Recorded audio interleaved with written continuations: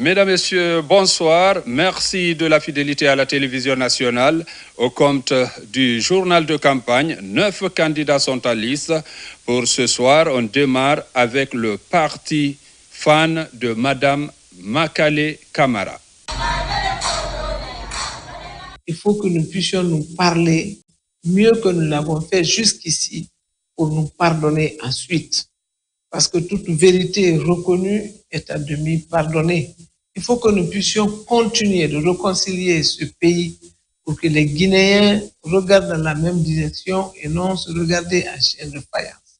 Pour que nous puissions réconcilier le peuple avec lui-même, réconcilier nos communautés avec elles-mêmes, nous accepter tels que nous sommes pour former une vraie nation dans ce pays. Il faut que tout Guinéen puisse renoncer à soi pour ne penser que Guinéen. Ce travail, il n'est pas fini.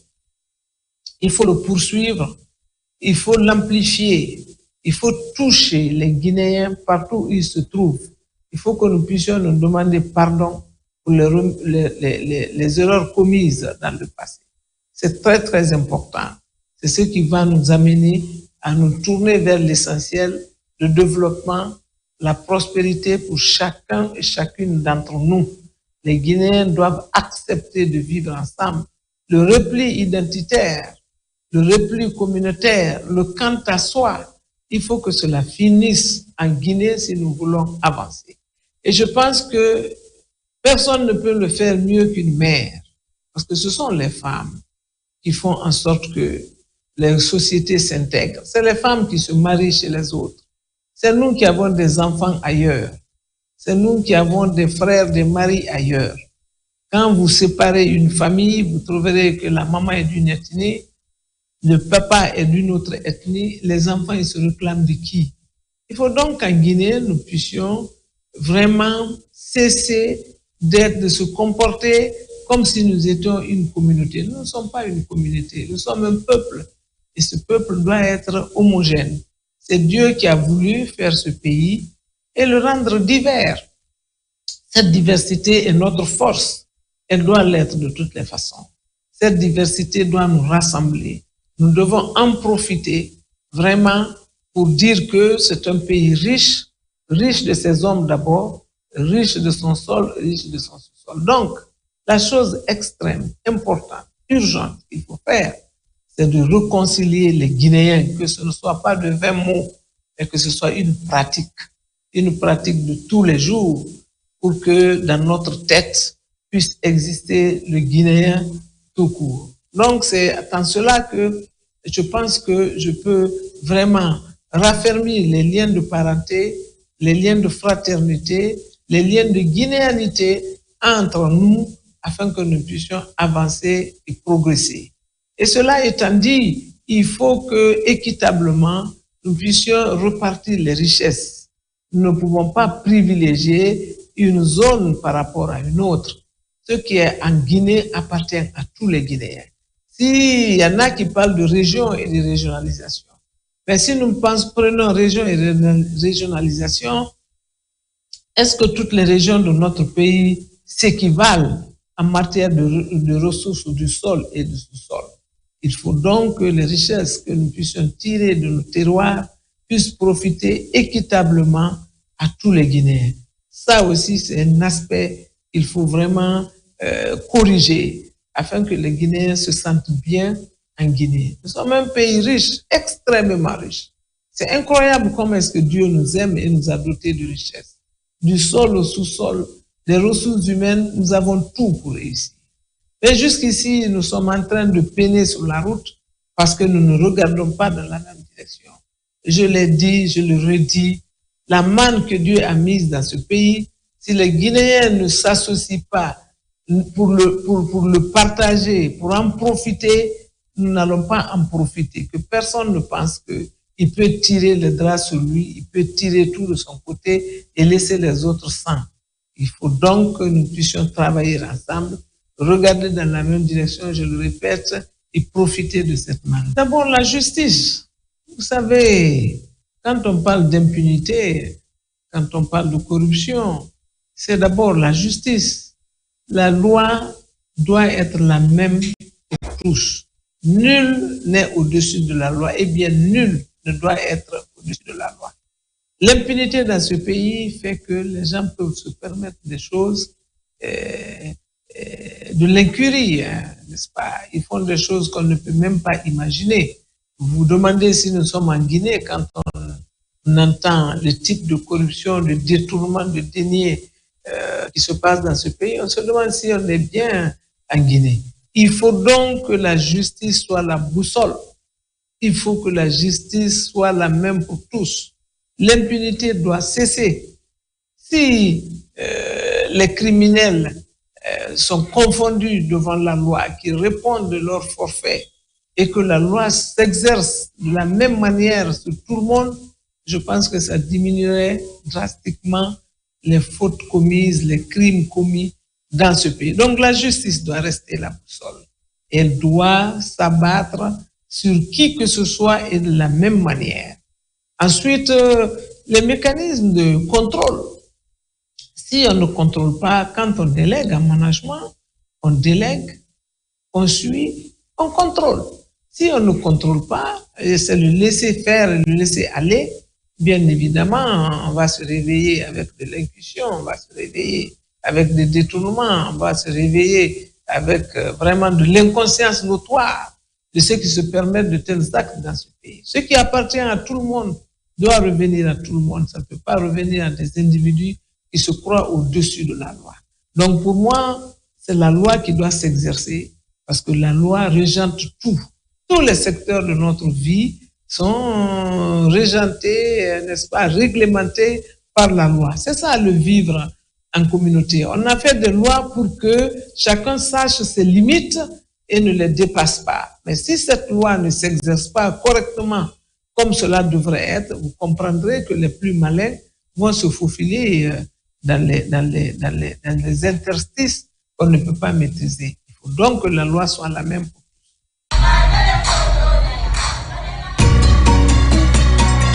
Docteur Faya Lansana Milimono du BL, Bloc libéral, quant à lui, était dans la préfecture de Pita. Suivez.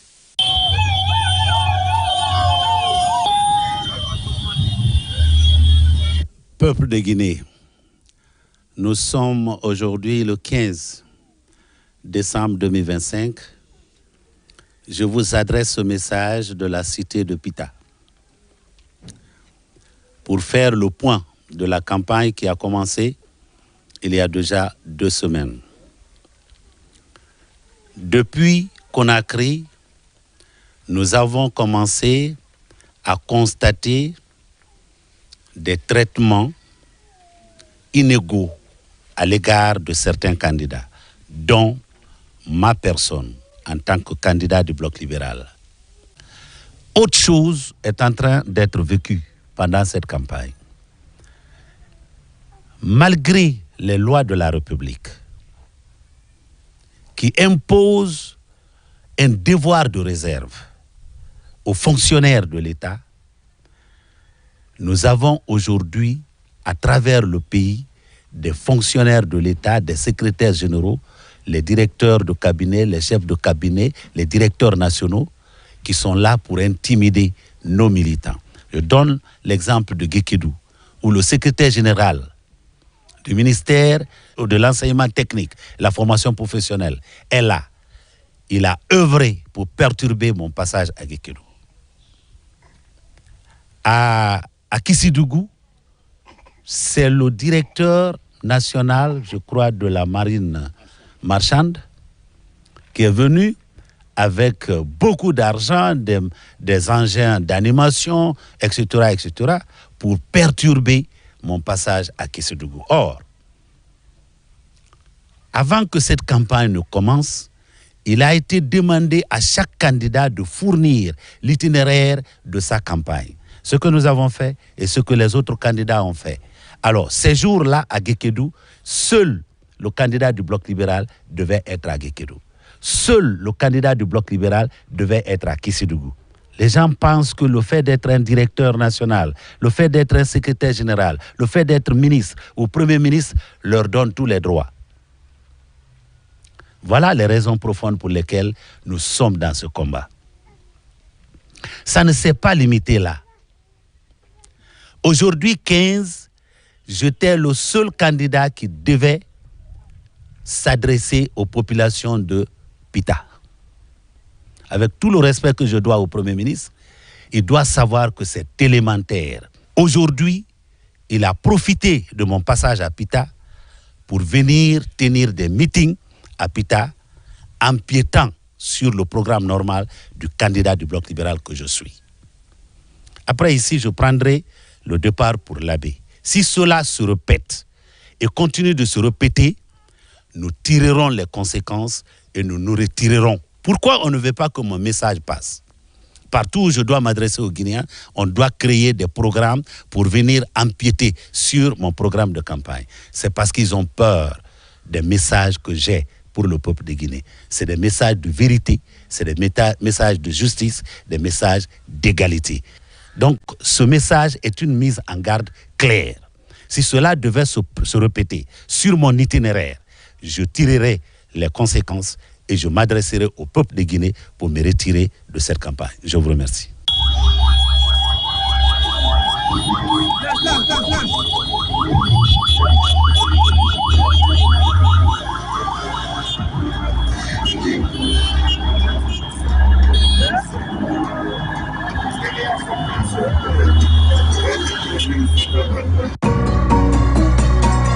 À présent, le passage de M. Mohamed Chérif Tunkara, candidat indépendant dans la préfecture de Mamou.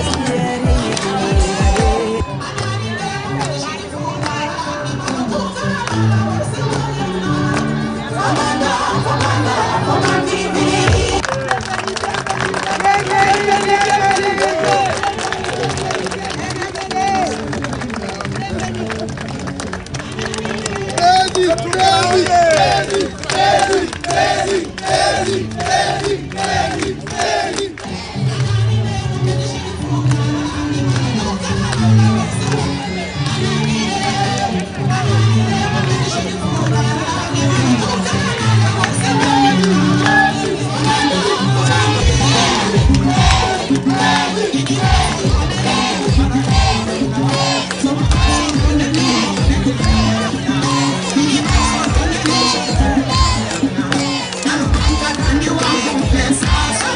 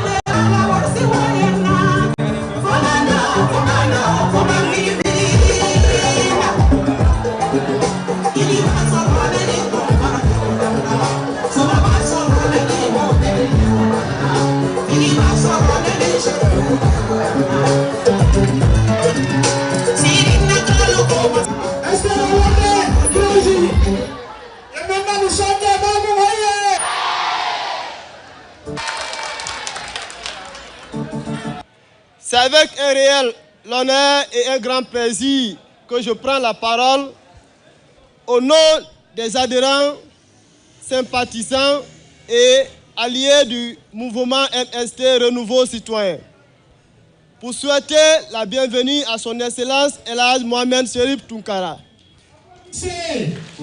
et à la délégation qui l'accompagne à l'occasion de sa visite à Mamou dans le cadre de la campagne pour l'élection présidentielle du 28 décembre 2025.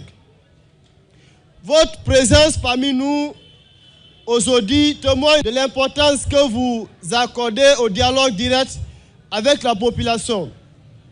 Vous démontrez ainsi que les voix des citoyens comptent, que les préoccupations des hommes, des femmes et des jeunes des différentes localités méritent d'être écoutées.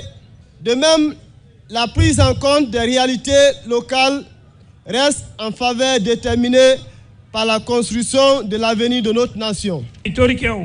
On fomu ko on wakilo fi wotangol mu e nyande 28 décembre haray en fo e meden e inde jama mamo e juude mamum on haray en weltike fota en weltoto kadi le fomu en andinaymo kadi nyande 28 wonnema eden weltanimo eden wonanimo mengarile nene mengarile na nyande go nyande mengarata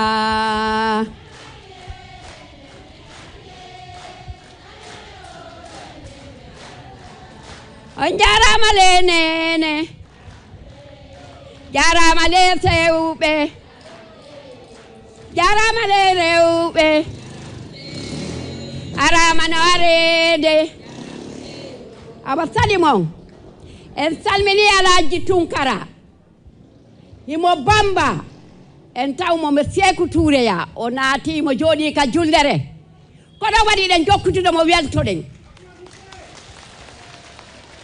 ko honɗugo jodani ka jullere ko wallugol ɓeyɓe ɓen e miskinaɓe ɓen e alɗuɓe ɓen fof mum o fonna o waɗa goto ɓay ko on ɗum waɗi hiɗe wonde e andeji buy lagine kono Tounkara na huɗaɗo de Tounkara ko partinani so yeeyi joni o jooɗike o conserveri kamen ɗo pay koye aray golla ɓe uddita uleri on dabola o gollay hottono ko gollay kankan e chomata ɓiɓɓe men ɓe chomata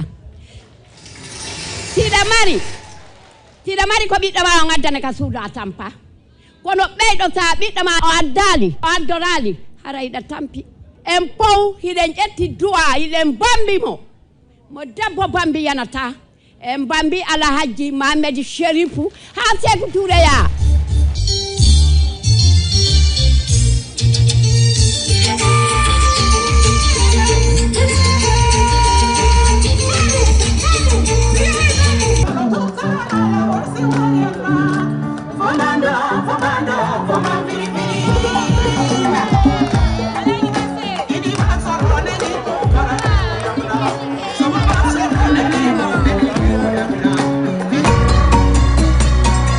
Le RGP de El Hadj Bouna Keïta était dans les préfectures de Dabola et d'Inguiraye.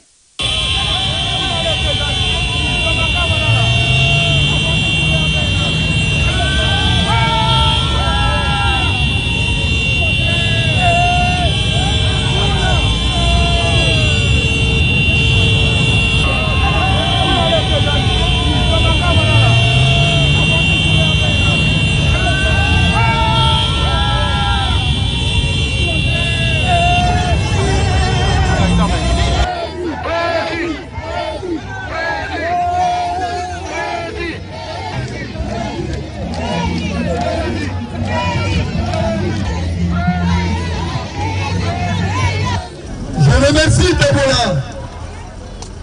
Je suis né à Dabola. Dabola m'a prouvé que vraiment leur fils est venu. Je décline un peu ma politique. Ma politique c'est quoi? C'est l'agriculture. Quand vous votez pour moi, je vais mettre l'agriculture devant. Je vais mettre l'industrie devant. Il faut regarder je mettrai la banque de développement pour l'industrie. Parce que quand vous entendez la sécurité, la première sécurité c'est ton ventre. Si tu n'as rien mangé, tu ne peux rien faire.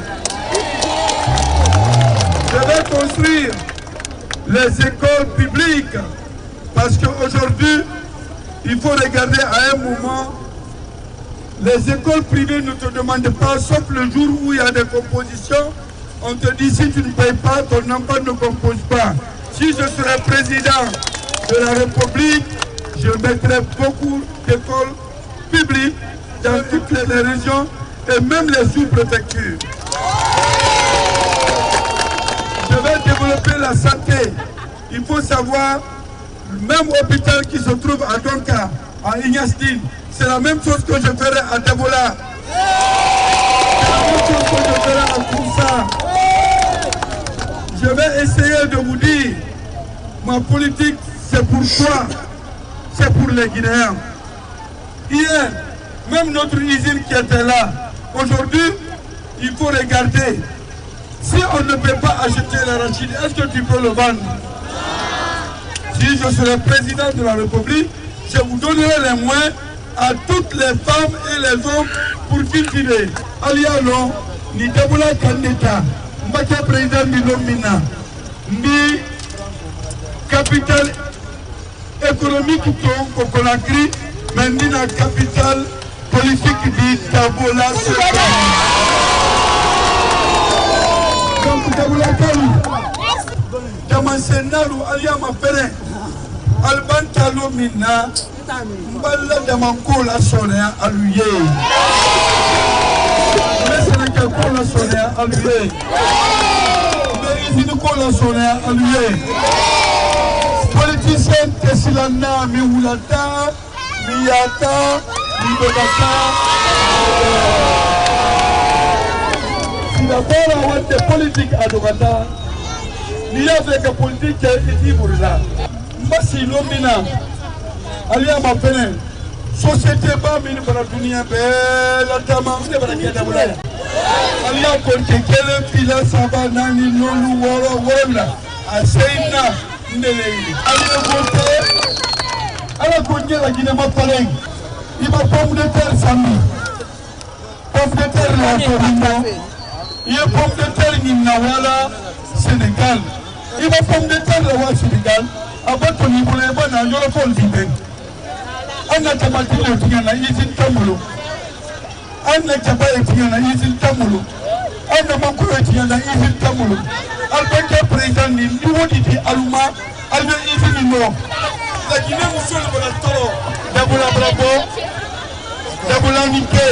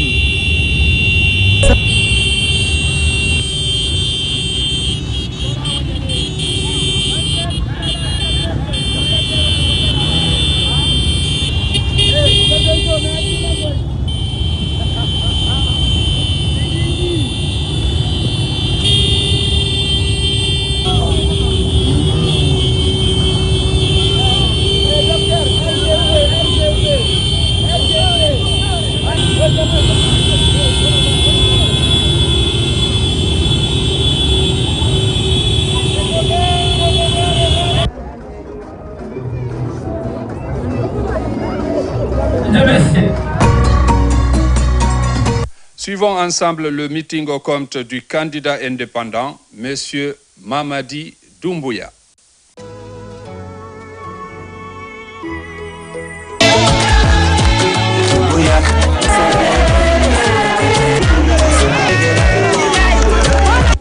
La paix que nous avons, la stabilité que nous avons, est principalement le fait de l'homme du 5 septembre 2021. On jaɓi on nani dongal ngal ko dongal men.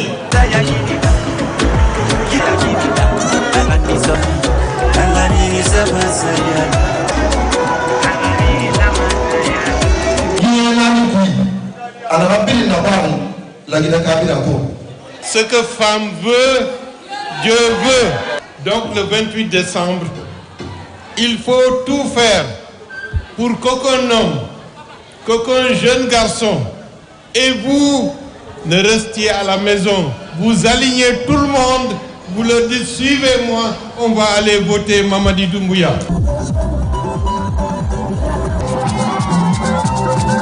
Mesdames et messieurs, il est tout à fait normal, légitime et justifié que le peuple de Guinée réclame et soutienne la candidature de M. Mamadi Doumbouya. Quand on a tourné, on nous a fait savoir que la population de Guékédou attendait la réalisation des 18 km de route. N'est-ce pas?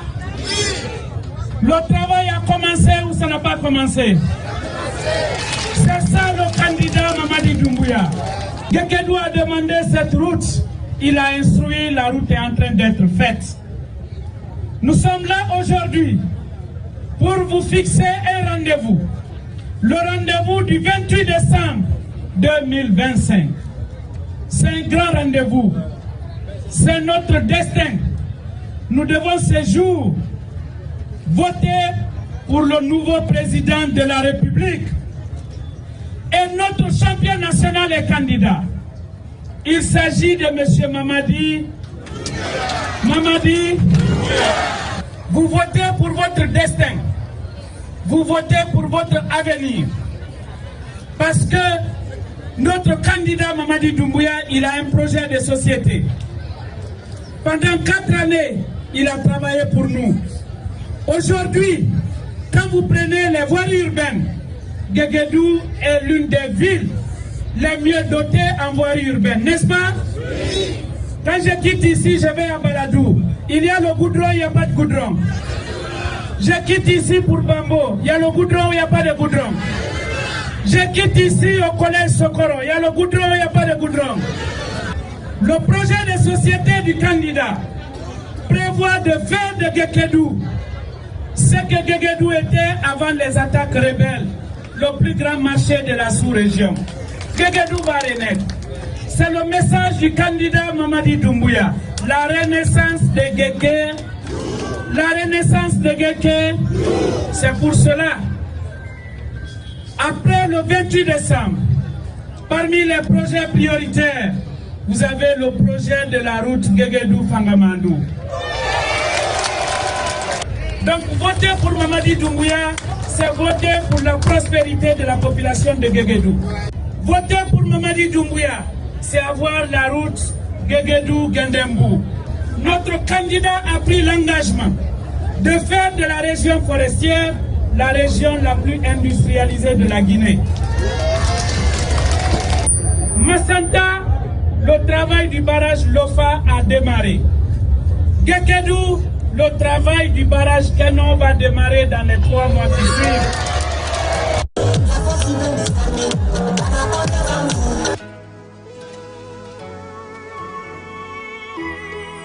Les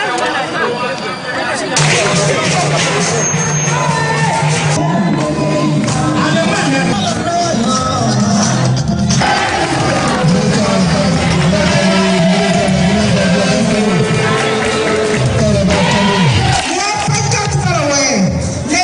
Doumbouya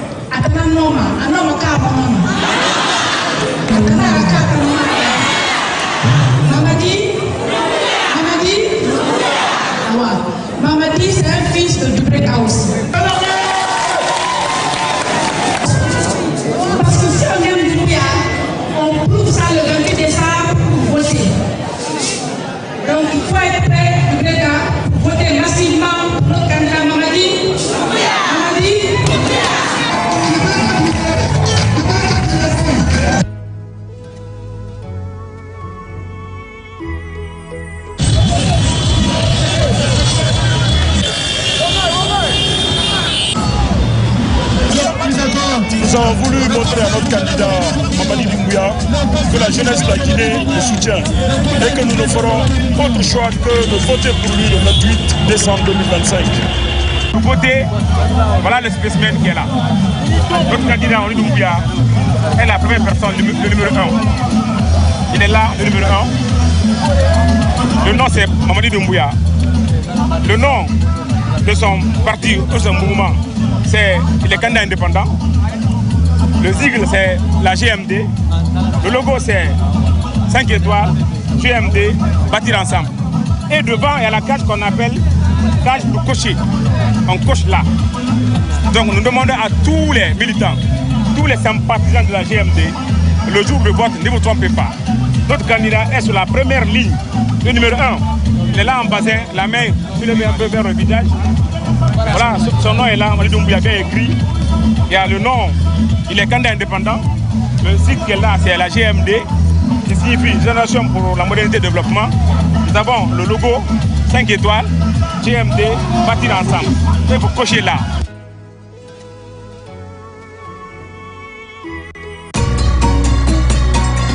Voici la sortie de M. Abdoulaye Kourouma. Il est candidat du RRD.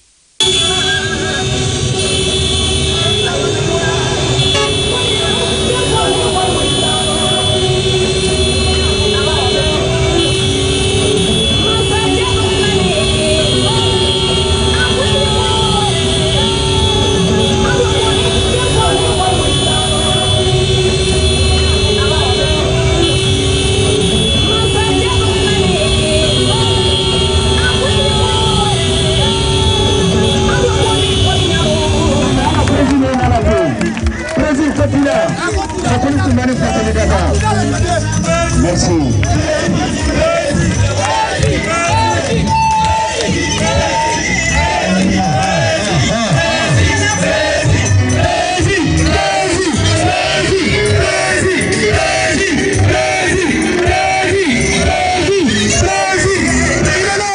Mesdames et messieurs, le parti Rassemblement pour la Renaissance et le Développement, RRD, n'est pas venu pour promettre des illusions. Il est venu pour proposer une vision claire, réaliste, inclusive, fondée sur le travail, la solidarité. Il connaît des souffrances de notre peuple. Il comprend les aspirations de la jeunesse et il respecte la sagesse de nos aînés. Chers militants, votre présence massive ici est la preuve que le changement est en marche. Elle témoigne de votre engagement, de votre courage et de votre foi en un avenir meilleur. Vous êtes la force motrice de cette campagne. Vous êtes les ambassadeurs du message, les gardiens de l'espoir. En tant que le directeur de campagne, je vous invite à rester mobilisés, disciplinés et déterminés. Faisons de cette campagne une campagne de paix, de respect et de responsabilité. Des références, comme je me le dis tantôt. Notre parti n'est pas un parti politique de propagande. Le président, c'est un président de conviction. Convaincons par les idées, rassemblons par le dialogue et gagnons par le travail. Mobilisons-nous pour le 28 décembre. D'aller voter massivement pour le parti RRD. Cependant, je vous demande de vous lever, d'applaudir sérieusement et accueillir comme il se doit celui qui porte nos espoirs, celui qui incarne notre ambition collective, son excellent honorable Abdoulaye Kourouma. Nous sommes rassemblés ici, non pas pour faire la figuration, mais pour écrire l'histoire. L'histoire d'un peuple qui dit non à l'injustice, non à la misère, non à la confiscation de ses droits, et qui dit oui à la dignité, oui à la justice sociale, oui à un avenir construit par nous et pour nous. Nous promettons une république où chaque citoyen compte. Le RRD dit assez. Nous allons reconstruire l'école publique guinéenne, valoriser le métier d'enseignant et garantir à chaque enfant de la Guinée une éducation de qualité. Applaudissez! Gratuite et équitable. Et que dire de nos centres de santé, de nos femmes qui accouchent sans lumière, de nos malades qui meurent par faute de soins, de nos personnes âgées abandonnées, de nos frères et sœurs vivant avec un handicap ignoré. Alors je vous demande, camarades, vous êtes prêts à défendre notre programme dans chaque coin de Kankan? Vous êtes prêts à triompher la voix du peuple? Ensemble, nous sommes le RRD. Ensemble, nous allons gagner. Ensemble, faisons résonner notre slogan. RRD Renaissance. RRD Justice. RRD Éducation. RRD Santé. RRD le peuple d'abord. Je vous remercie. Amra Kankanatama. Amra Jamaye. Amra Kankankaliye. Ankalo. Kukankan demisenu mako ibara la. Ankalo kukankan demisen mako dotoro berebere ni école kramo berebere la. Ankalo kukankan jamana kankan so mako gila amako isla la. Mais na ya fait la Guinée wa nyefe. Na ya fait la Guinée wa nyefe. Vous les jeunes, vous êtes responsables du développement de la Guinée. Andi la Guinée wala tala. Anda la tala jamana la. Mais kalonya la tala la di. Kasla di molma. Kaji di molma. Kadotroso di molma. Kakrankeiro di molma. Kono ante wa keme ni wa keme fla do na molbolo. Uba ke jamana ma fil soro. Ne ala sona naika confiance là non qu'a voté le 28 décembre nanka mansaya soro la Guinée konoden a dit d'autres nyumal soro d'autres sera a dit amélioré école kramo nyumal dit soro école kramo sera dit amélioré cela dit soro dit soro fonctionnaire sera dit amélioré iba oti jamana ma ibra jamana konoden beso. Mais nous kuma kelem pesa le fola nyana ay kanay sonko la farama maninka côté soso côté berese côté koniaka côté fla côté la Guinée collé anye la Guinée ta anye sawa ana horoya la anye sawa la Guinée kayala wole kankan kera kankan batedi. Mais le 28 décembre répondez par le vote. Aïe voté, le RRD est en 5e position. Et la case est notre symbole. Donc, vive la jeunesse de Kankan, vive la population de Kankan. Pour que le RRD triomphe à Kankan, je vous remercie.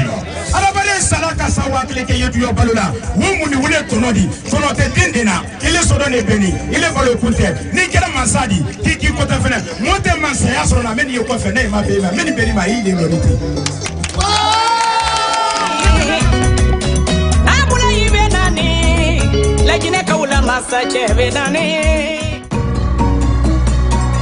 Le parti ARP du candidat Mohamed Nabé a tenu son meeting. Suivez.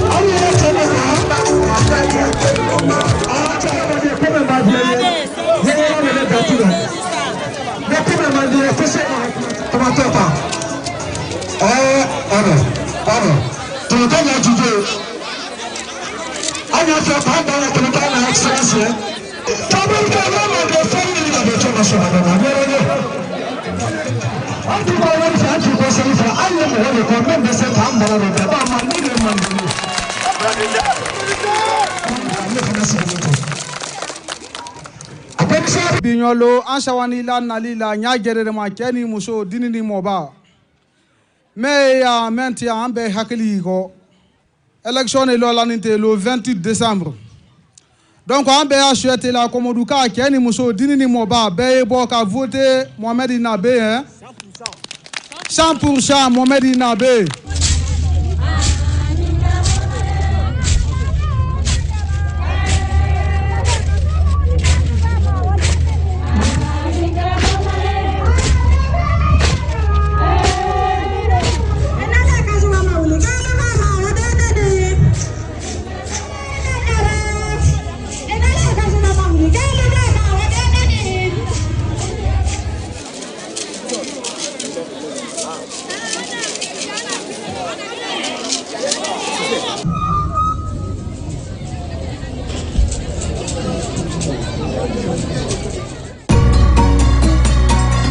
Au compte de la campagne toujours, voici le meeting de M. Abdoulaye Yero Baldé du Frondeg. L'homme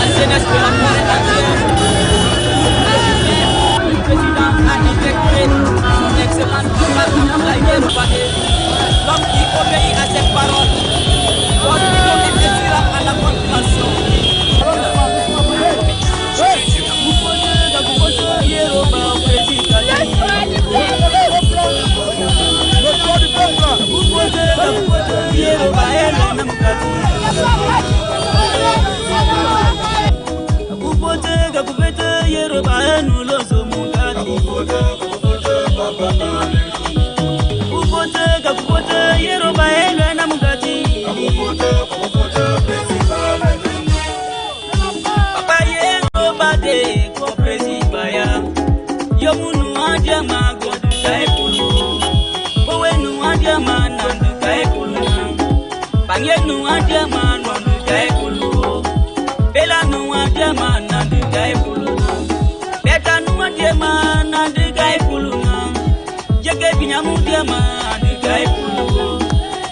Papa Yero, Kotomu Maya, Dr. Emilia Mana, Kukai Puluna, Yakaro Daniel Yamana, Kukai Pulu, Lenny Romu Maya, Kukai Puluna. La jeunesse entière de la forêt soutient Papa, Papa Yero Baldé. Nous sommes derrière toi, Papa Yero. Nous vous soutenons, Papa Yero. Maman vous soutient, Papa Yero. Ton papa vous soutient, oh Papa Yero. Quel est tout pour nous, Papa Yero. Attendez, mais on ne voyait pas. Mais le tout est là, papa, nous sommes fiers de toi. Papa, soyez les bienvenus, Papa Yero. Allez voter, 100%, à voter, 100%. C'est le papa qui obéit les paroles, le papa de la jeunesse guinéenne. Et papa vraiment pas lourd. Et pas lourd, la Guinée flammonne, qu'elle est. Et pas lourd, la Guinée le Nicolas monnaie. Y'a les étudiants diplômés.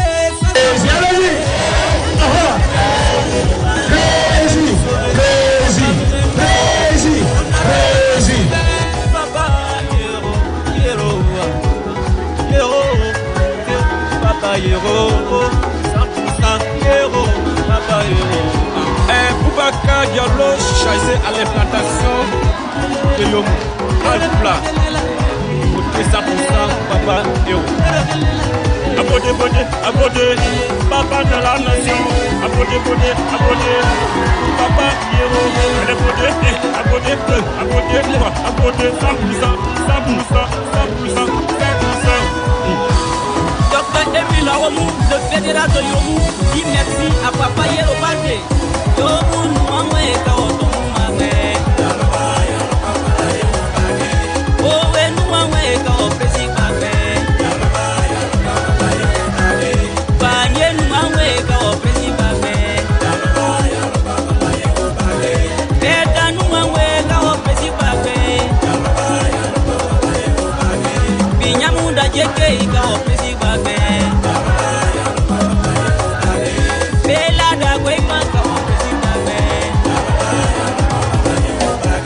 Papa, c'est Emile Poulémou.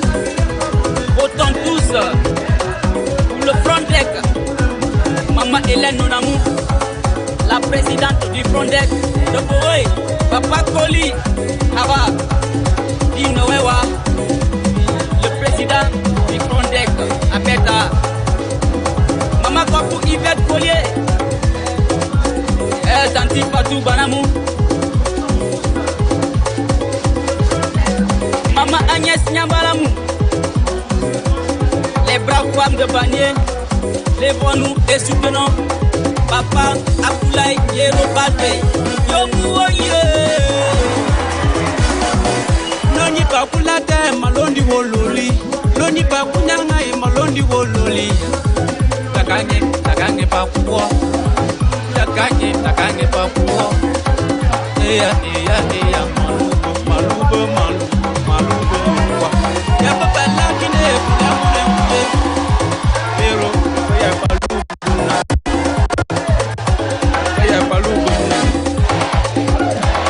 bari tamu tamu ya la palle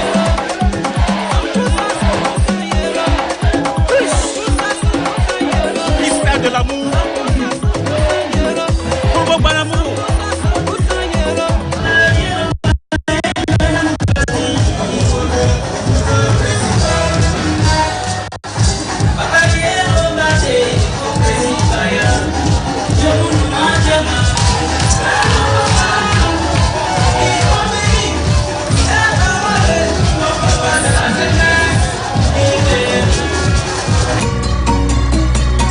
Et place maintenant à Ibrahima Abbé Silla, candidat du parti NGR dans les préfectures de Bofa, Boké et Kamsar.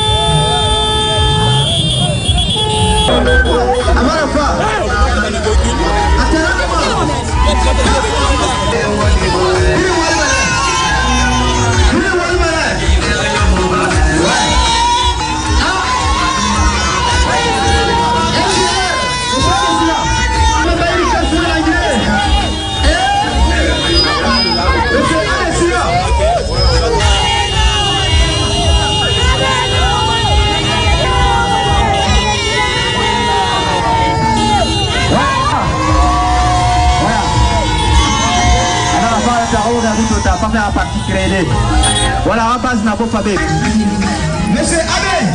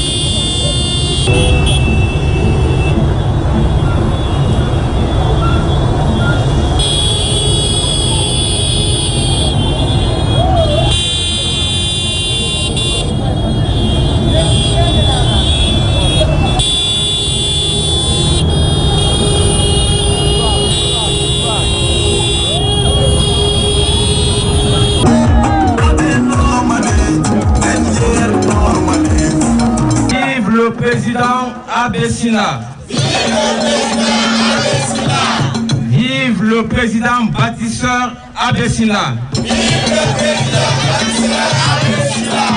Monsieur le président Ibrahima Abbé Silla. militants et sympathisants de la NGR, chers compatriotes, c'est avec un sens élevé du devoir et une solennité pleinement assumée que je prends la parole en ce jour d'importance majeure pour notre formation politique et pour la région de Boké. La présence de Monsieur le Président Ibrahima Abessina, accompagné de la délégation nationale, confère à cette rencontre un éclat tout particulier.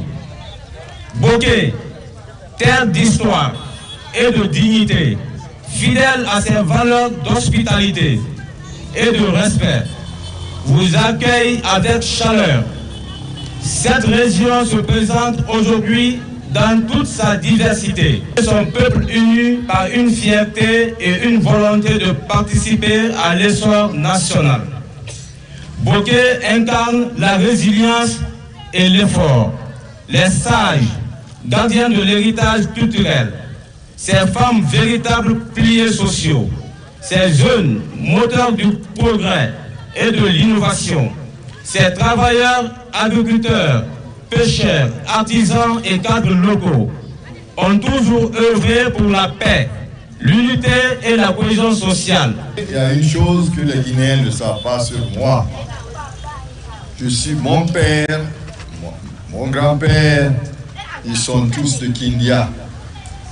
Mais du côté maternel, ma maman, sa mère, son père viennent de Boké. Donc, si vous voyez, je suis un métis entre les dames de Boké et les hommes de Kindia. Et je suis très heureux d'être à Boké, parce que je considère Boké aussi comme ma ville natale, voilà. Donc ça ne doit étonner personne si vous voyez aujourd'hui que j'ai eu de telles réceptions à Boké. Vous avez écouté le projet de société de la NGR. Pourquoi nous sommes en Guinée cette fois-ci et nous demandons à être le prochain président de la République. Ainsi soit-il. Donc, ce projet consiste à quoi? C'est de, 1, mettre le socle de la gouvernance. Qu'est-ce que je veux dire par là? Il y a 3 volets. 1, c'est la sécurité pour tous. 2, la justice. Un pays ne peut pas se développer sans la justice. Je vais essayer de créer un climat propre à tous les Guinéens pour qu'on se retrouve comme Guinéens d'abord. Et pour ça, il faut un homme comme Abessina. Vive la NGR!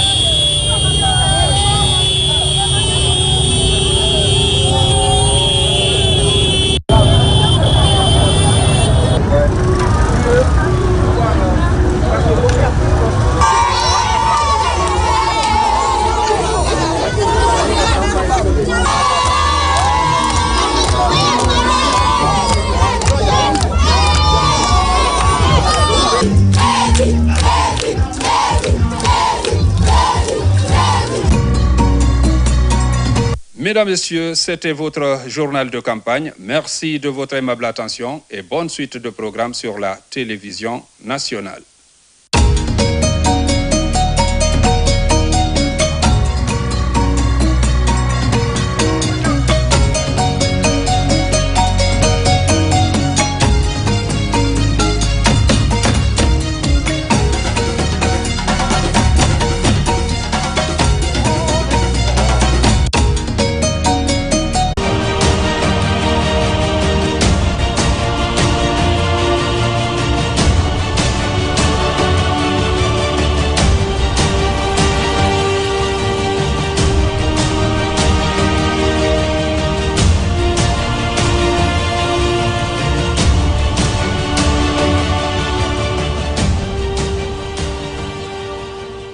Bonsoir à toutes et à tous et bienvenue sur les antennes de la RTG pour ce tout premier numéro de l'émission spéciale Face aux électeurs en cette période cruciale de l'avenir de notre démocratie.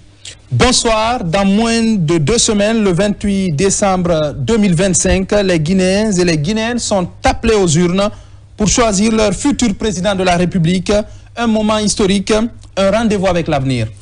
En effet, l'histoire électorale de notre pays est riche et a connu des moments forts. C'est pour consolider cet édifice en cours de construction que la RTG vous offre, chers téléspectateurs, cette tribune. Ici, tous les candidats ou leurs représentants défileront, s'exprimeront et tenteront de dérouler leur projet de société, leur ambition pour une Guinée meilleure. Pendant 9 soirées, face à vous, les électeurs, ils viendront sans filtre exposer leur vision et répondre à vos interrogations. Chères Guinéennes, chers Guinéens, l'objectif de cette émission est clair, éclairer le choix souverain du peuple. Pour ce soir, nous avons l'honneur de recevoir pour vous M. Bangali Souma, il est vice-directeur de campagne, membre du bureau politique national chargé à la mobilisation du parti Front pour l'Alliance nationale. Sans plus tarder, Face aux électeurs démarre maintenant.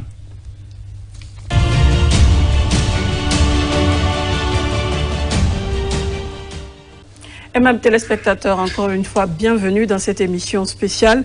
Comme je vous le disais tantôt, nous avons l'honneur de recevoir M. Bangali Souma. Il est vice-directeur de campagne, membre du bureau politique national et chargé à la mobilisation du parti Front pour l'Alliance nationale. Bonsoir Mariam et bonsoir à notre invité. Bonsoir. Merci, vous êtes le tout premier, donc voilà, bienvenue. Merci beaucoup, monsieur Ba. Monsieur Souma, oui. Pour commencer, est-ce que vous pouvez présenter brièvement aux Guinéens, en résumant en quelques minutes, la philosophie générale du parti FAN, son projet pour la Guinée? Quelle est la rupture ou la continuité que vous incarnez? Ok, encore une fois, bonsoir. Oui. Bonsoir à tous les téléspectateurs, téléspectatrices. Bonsoir encore une fois à l'ensemble du peuple de Guinée. C'est un honneur pour moi ce soir d'être sur ce plateau afin de pouvoir défendre le projet de société du Front pour l'Alliance nationale. À l'occurrence, Madame la Présidente Hadja Makale Camara, je la représente ici ce soir. Elle est en tournée déjà, comme vous le savez déjà, son calendrier étant chargé. Donc moi, en tant que vice-directeur de campagne chargé à la grande mobilisation, elle m'a fait l'honneur de la représenter ce soir dans cette émission. Très bien. Okay. Donc on va vraiment présenter grosso modo le projet. Qu'est-ce que vous incarnez au sein du Front? Qu'est-ce que vous proposez aux Guinéens? Qu'est-ce que vous proposez? Vraiment, c'est un immense plaisir de proposer notre projet de société aux Guinéens. Parce que l'heure est arrivée que les Guinéens et les Guinéennes puissent choisir un parti politique, pas par son appartenance ethnique ou religieuse ou autre considération. Mais il est temps de choisir un candidat par rapport à son programme, projet de société. Tout à fait. Donc, en ce qui concerne le parti FAN, notre projet de société, nous avons des ambitieux projets pour ce pays, mais vu que le temps est imparti, on ne peut pas déballer tout le programme. Oui, on va y aller plus en détail tout à l'heure. Voilà, tout à fait. On va faire quelques résumés de projets. Donc, pour rentrer dans l'introduction de ce projet de société, il est d'abord important de rappeler aux Guinéens et Guinéens qui est Hadja Makale Camara. D'accord. C'est important. Oui. Hadja Makale Camara, elle est diplomate, elle est juriste, elle est activiste de la société civile. Elle a brigué des postes de responsabilité dans ce pays. De 1958, c'est-à-dire le temps du fait Ahmed Sékou Touré, Hadja Makale Camara a commencé à travailler au sein de l'administration publique guinéenne. Elle a occupé des postes de responsabilité importantes. À savoir, elle a été la première femme à occuper la direction générale, c'est-à-dire l'inspection générale du travail. Elle a été la femme, je dis bien la toute première femme à occuper le poste de l'inspection générale du travail. Alors, elle a été inspectrice générale du travail. Donc, elle connaît le milieu du travail entre les travailleurs et le patronat. Khadja Makali Camara, plus loin, elle fut la première femme à occuper le poste, c'est-à-dire le poste ministériel qui défend les femmes à l'époque. C'était le ministère, comme aujourd'hui, son appellation, on appelle le ministère de la promotion féminine de la femme et des personnes vulnérables. Elle fut la première femme à occuper ce poste de responsabilité. D'accord. Voilà. Donc, plus loin, Khadja Makali Camara a été ministre de l'Agriculture. En 1997, elle fut également la première femme à être ministre de l'Agriculture de notre pays, des eaux et forêts. À l'époque, 3 départements réunis. Elle dirigeait à l'époque plus de 9000 travailleurs. D'accord. Donc, elle a eu aussi cette chance-là de gérer, parce que dans la vie, il y a une question de chance aussi. Plus loin, Khadja Makali Camara, elle a été la première femme ambassadrice extraordinaire plénipotentiaire de la République de la Guinée en France. Oui, elle a occupé ce poste de responsabilité. Khadja Makali Camara également, étant diplomate, elle a été ambassadrice de la Guinée au Sénégal. Voilà, une ambassadrice plénipotentiaire de la République du Sénégal. Qui couvrait la République de Guinée au Sénégal. La République de Guinée au Sénégal. Elle couvrait beaucoup de pays, en France comme au Sénégal. Donc, je ne peux pas introduire, étaler le projet de société sans montrer aux Guinéens qui est Khadja Makali Camara. Ce n'est pas parce que c'est une prétention qu'elle veut devenir la présidente de la République de Guinée. Et nous, on croit à la gestion vertueuse de la femme. Et je sais que cette fois-ci, les femmes dirigeront ce pays. Donc, en ce qui concerne notre projet de société, donc, vu des enseignements tirés de son parcours, et les yeux très riches, Khadja Makali Camara a décidé de venir en politique afin de devenir la présidente de la République de Guinée pour une première fois en Guinée. Donc, notre projet de société est battu sur d'abord des grands axes importants qui sont entre autres le premier point, la cohésion sociale et l'unité nationale. D'accord. Permettez-nous, on va y aller avec des questions sur chaque axe.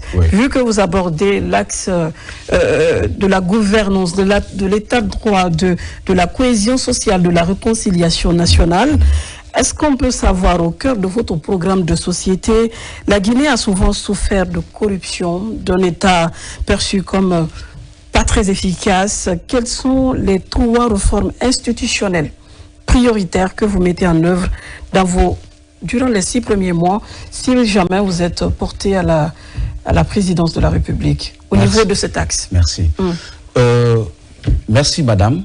La première des choses, nous avons amélioré la gouvernance, la bonne gouvernance. En quoi faisant?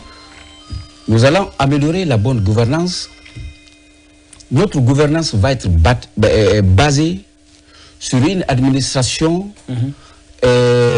sur une administration basée sur la probité morale, le patriotisme et des compétences. Une administration sans la corruption, une administration auquel nous lutterons forcément contre l'impunité, le népotisme, j'en passe. C'est une gouvernance qui va prévoir le redressement économique réel et lutter véritablement contre la corruption. Parce que le mal de tout développement, c'est la corruption. D'accord. Et nous allons lutter contre la corruption. D'accord. Ouais. Monsieur Souma, avant que je ne donne la parole à Alpha, c'est bien beau. Sur ce plateau. C'est bien beau de dire que vous allez lutter contre la corruption, que vous allez faire la promotion de l'élite.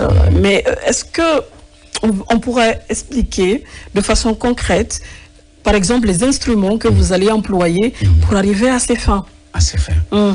Tout à fait. Nous avons des instruments à ce niveau.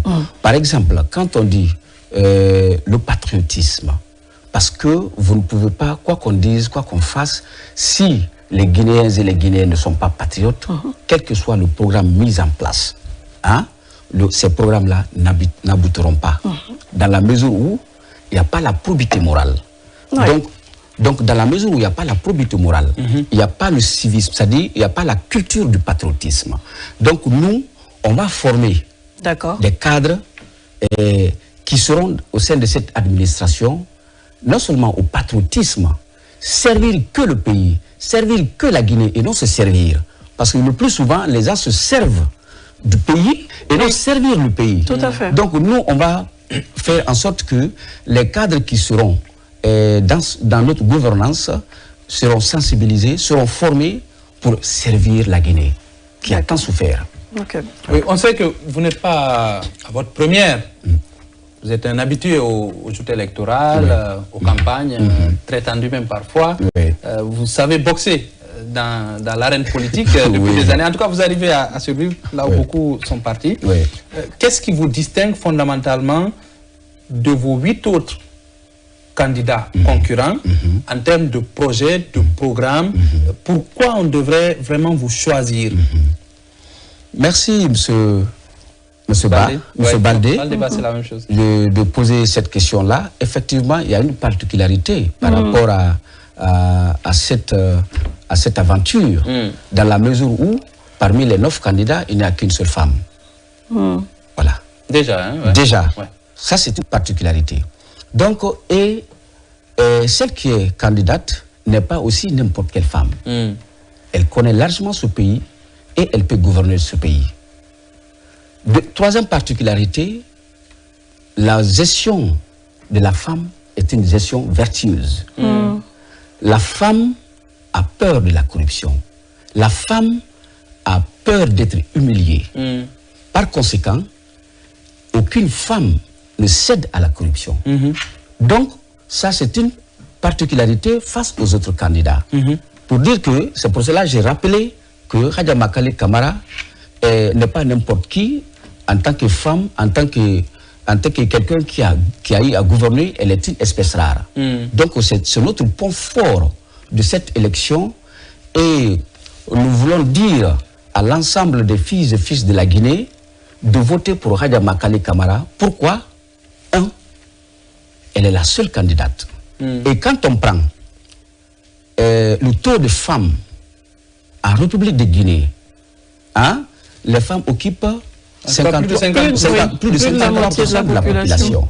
Alors, si la femme guinéenne est capable, si la femme guinéenne souhaite que ce pays-là soit gouverné par une femme, et le moment est là. D'accord. Parce qu'il y a une seule femme candidate. D'accord. Donc ça, c'est une particularité à part par rapport aux autres candidats. Monsieur Souma, on va retourner au niveau de l'axe qu'on a abordé.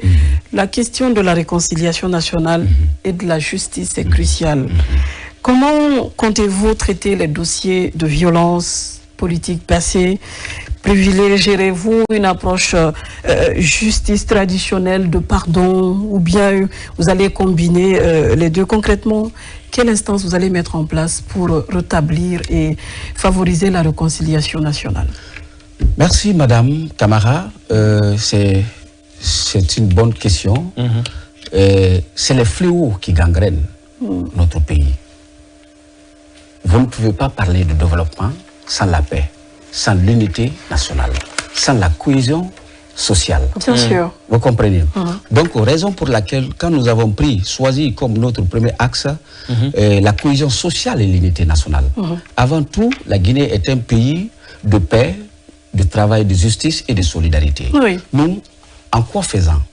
Nous allons faire en sorte que toutes les composantes sociales de la Guinée puissent se retrouver, puissent se pardonner, puissent prioriser la Guinée sans parler de l'ethnie. Parce qu'aucun pays ne peut se développer avec l'ethnie. L'ethnocentrisme freine le développement. Donc nous, ça vous paraît littéraire, mais ce n'est pas littéraire.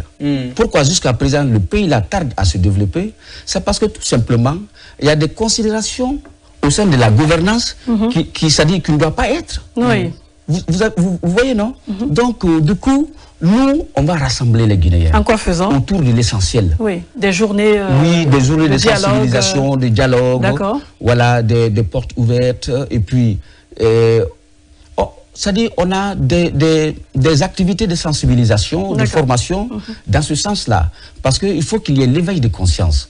Voilà. Les Guinéens, on doit réveiller la conscience des Guinéens. Vous savez, c'est extrêmement important, ça vous paraît éthique, mais le développement est mental. Oui. C'est l'ensemble des changements sociaux, mentaux, sociaux d'une population apte à accroître le PIB. Si la population n'est pas prête, mentalement, socialement, vous ne pouvez pas accéder au développement. Raison pour laquelle nous, on va mettre des instruments de sensibilisation, de formation dans le cadre du civisme, que les Guinéens prennent conscience du retard du pays, que les Guinéens prennent conscience qu'on ne peut pas se développer sans l'ethnie. On va dire avec l'ethnocentrisme. Oui, toujours sur cette question de droits de l'homme, de l'aspect de liberté et tout. Ça sera quoi votre modèle en termes de justice? Est-ce qu'il y aura des réformes que vous proposerez dans ce secteur ou qu'est-ce que vous proposez? Notre mode de gouvernance, ça va être la sociale libérale. Vous comprenez? Nous croyons à la démocratie, nous croyons à la démocratie comme étant la meilleure bonne gouvernance. Voilà, donc nous allons établir ça et nous croyons à ce qu'on appelle la solidarité, la liberté et la paix que nous allons instaurer dans notre gouvernance. Donc c'est à cela nous croyons fermement qu'on peut changer ce pays. Avec vous, c'est le pardon ou bien c'est vraiment la justice aux justiciables? Ou c'est les deux à la fois? Vous allez venir demander le pardon national pour que tout le monde avance ou bien vous allez rendre justice à ceux qui ont été frustrés? Non, bon, de toutes les façons, la justice, il n'y a pas de paix sans la justice. Oui. Vous êtes d'accord? Tout à fait. Donc on va établir... Oui, pour une forte réconciliation, qu'est-ce que vous allez faire? Pour une forte réconciliation, on va imposer d'abord la justice, on va faire la justice, après on demande le pardon à tout un chacun pour que la Guinée avance. D'accord. Je pense qu'on peut aborder d'autres axes. Oui, absolument. Sur l'axe économique, c'est fondamental, c'est bien la justice, le bien-être, mais après, si chacun a du boulot, ça passe. La Guinée, c'est le pays du Simandou, des grandes mines de Bokeh et de Sigiri, quand je parle d'or et autre chose. On a tendance à oublier l'or et la bauxite aujourd'hui avec le fer. Oui, quand tu parles de l'économie, ajoute l'agriculture. Oui, justement, l'agriculture et tout ça, on va y venir. Mais quand on prend aujourd'hui le secteur de l'emploi jeune, quand vous rentrez dans la Guinée profonde, dans nos quartiers populaires, ces jeunes, ils sont souvent autour du thé et tout ça, avec toutes les potentialités que nous avons. Ça sera quoi le miracle économique? Parce que les gens veulent que ça change, les gens veulent que ça se développe. Qu'est-ce que vous proposez en termes de création d'emplois et de modèle économique? Partant sur la base du social, de ce modèle de libéral social. Merci, monsieur, encore une fois. C'est très, très important que la Guinée puisse prendre ses responsabilités, vu les ressources que Dieu nous a dotées. De 58 à nos jours, la Guinée a eu son indépendance. Ça veut dire que ce pays-là est géré par les Guinéens. La Guinée occupe, en termes miniers, les 2 tiers du bauxite, de la réserve de bauxite mondiale. Et dont la teneur est de 40%. L'exploitation minière doit servir de levier de développement des autres secteurs économiques. Normalement, oui. Ça, c'est la réalité.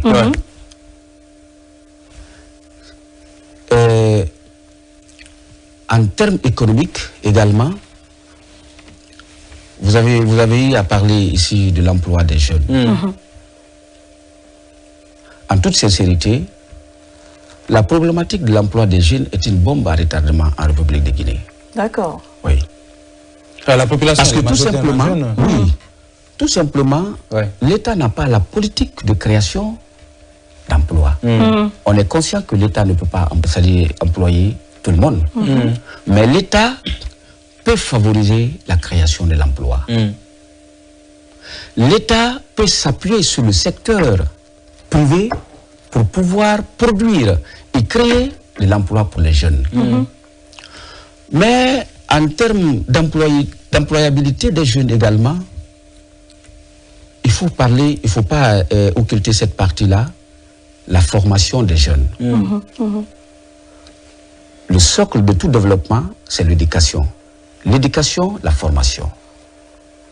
Il faut que nous formions la jeunesse guinéenne afin que cette jeunesse soit compétitive. Afin que cette jeunesse soit compétitive. Sur le plan national et international. Bien sûr. Donc, quand on prend le développement de l'agriculture, par exemple. Oui. C'est un des secteurs sur lequel l'État que vous allez représenter va se baser. Hein? Oui, voilà. Donc, quand on prend, par exemple, l'agriculture, on va faire en sorte que l'agriculture, c'est-à-dire on va mécaniser l'agriculture, on va faire en sorte que... Aujourd'hui, on veut même digitaliser l'agriculture. Oui, on va mécaniser l'agriculture, on va digitaliser l'agriculture et on va faire en sorte, on va développer l'agro-industrie pour une autosuffisance alimentaire. Un pays qui ne se suffit pas, un pays qui exporte de quoi à manger, est un pays, ce pays-là ne peut pas se développer dans la mesure où l'agriculture, vous ne pouvez pas parler aussi de l'émancipation d'un peuple sans parler de l'agriculture. Parce que l'agriculture, l'autosuffisance alimentaire, c'est la base. C'est essentiel. C'est essentiel. Voilà. Donc nous, on va faire en sorte qu'il y ait l'agro-industrie afin que nous puissions développer ce secteur pour que la Guinée arrête d'importer de quoi à manger. Donc, on ne peut pas s'autosuffire sans pouvoir développer le secteur de l'agriculture. Oui, quel est le modèle que vous proposez? Est-ce que ça sera des PME, ça sera accompagné de grands agriculteurs? Ça sera quoi concrètement? Ou bien c'est l'investissement public, c'est la formation? Non, c'est l'État qui va s'occuper de l'agriculture. Non, bon, nous, d'abord pour développer l'agriculture, la première des choses, on va subventionner la production du riz. D'accord. On va subventionner la production de riz. En subventionnant les organisations, les PME, les associations. Oui, ou bien c'est l'État qui va s'y mettre. Voilà, ça c'est au niveau de l'État. Quand on va subventionner, c'est-à-dire la production nationale du riz, en détaxant, c'est-à-dire les intrants agricoles et les semences, vous comprenez, et tout en contrôlant le prix sur le marché. Et pour développer ce secteur encore, on va, parce qu'aujourd'hui, l'accès aux terres cultivables, c'est tout à fait une difficulté au niveau des jeunes. Donc on parle souvent de 12 millions de terres cultivables, mais tout n'est pas aménagé. Voilà, on va créer les conditions pour que les jeunes, pour que la jeunesse puisse s'intéresser à l'agriculture. On va former les jeunes dans ce sens pour qu'ils puissent faire des études agricoles et développer le secteur de l'agriculture. Donc rien que le secteur de l'agriculture, quand il est développé, le pays, la Guinée peut se développer avec. Parce que dans les autres pays, le développement n'est pas aussi minier. Le développement est agricole. Donc nous, on fera tout pour faire assister les artisans, c'est-à-dire les cultivateurs, c'est-à-dire avec des ingénieurs agricoles pour pouvoir soutenir ces cultivateurs pour générer de la richesse dans le pays et développer l'agriculture. Voilà. Justement sur la création toujours de l'emploi, parce que c'est fondamental à mon avis. Est-ce que vous proposez, ça a été déjà proposé sous d'autres régimes, des fonds spéciaux pour des jeunes porteurs de projets, ou ça c'est quelque chose auquel vous ne ferez pas beaucoup attention, ou qu'est-ce que vous proposez pour un jeune qui a des idées, mais qui manque de moyens pour exceller? Pour l'accès au financement. Merci. Par exemple, quand aujourd'hui, il y a ce qu'on appelle la PUP. Hein? Oui, c'est la PUP. Voilà, la PUP aujourd'hui fait la promotion de la création, la création des entreprises, surtout notamment les jeunes. C'est beaucoup plus facile. Est-ce que vous comprenez? Voilà. Mais après, faire marcher l'entreprise, ça c'est un autre débat. Mais aujourd'hui, qu'est-ce qui manque à ce niveau? Ils n'ont pas les mesures d'accompagnement. Les 10 000 ou les 5 000 entreprises créées les 10 dernières années, il y a plus de 5 000, il y a plus de 2 000, 3 000 qui meurent. Tout simplement parce que ces jeunes n'ont pas de formation, ils n'ont pas l'accès au financement, ils n'ont pas de subvention. Et d'ailleurs, même la volonté de soumissionner dans les dossiers d'appel d'offres, ils sont freinés. Parce qu'ils ne peuvent pas remplir toutes les conditions de soumission dans un dossier d'appel d'offres. Donc, par conséquent, il a eu l'idée, il veut travailler, il veut produire, mais malheureusement, il n'a pas d'accompagnement, il n'a pas de subvention. Par fini, l'entreprise meurt. Oui, il se retrouve dans l'informel. Il se retrouve dans l'informel. Donc, nous allons remédier à tout cela. On va favoriser l'accès facile à tous les entrepreneurs jeunes pour qu'ils puissent se prendre en charge. On va les former, on va leur doter des moyens. Et puis même l'accès à ces moyens-là va être très facile.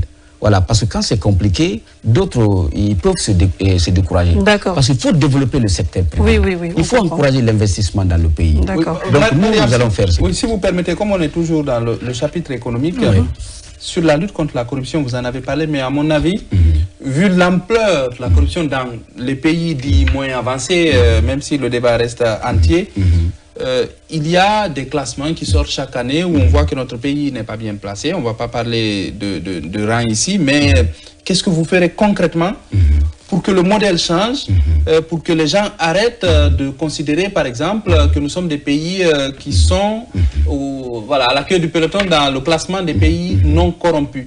Qu'est-ce que vous ferez pour qu'il y ait une véritable révolution? Il y a des agences qui sont là, on voit des condamnations. Qu'est-ce que vous ferez pour que le système ne puisse plus permettre qu'il y ait autant de corruption? Si c'est prouvé. L'impunité. La lutte contre l'impunité. La lutte contre l'impunité.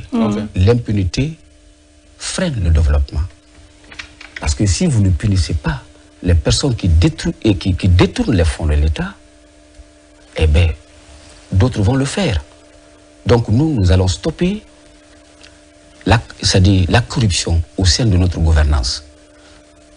On va punir les gens. C'est ça la réalité. D'accord. Parce qu'il faut punir. Vous allez sur de la sanction pure et dure. Oui, pure et dure. On a assez sensibilisé à votre goût.